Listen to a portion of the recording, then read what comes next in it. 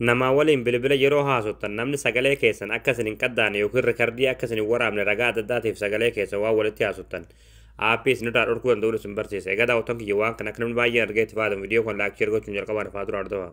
Hayyee daawwattoon kiyya aappii kanaas gad buufachuudhaaf as Google Chrome keessa ni galtanii achi booda bakka sarchii kanatti tokkoof kilikni gootanii achi booda bakka sarchii kanarratti michuu joobis jettanii barreessanii michuu joobis. Achi booda michuu joobis kajo jolarraa sinee baasa irratti tokkoof kilikni gootu. Ammallee asirratti michuujobis.com hojii irratti tokkoof kilikni gootu. Ammallee haala kanaan isteessifidaa asirratti ikoonii sarchii irratti tokkoof kilikni gootu. Bakka sarchii kanatti qubee raa ka daa barreessanii achi booda sarchii fuuldura hatti kilikoo sarchii gootanii. Achi booda haala kanaan suuraa kana bitaa suuraa kana irratti tokkoof kilikni gootu. Achi booda aappii buufachuudhaaf suuraa lusaa gaddeemtu manumaati.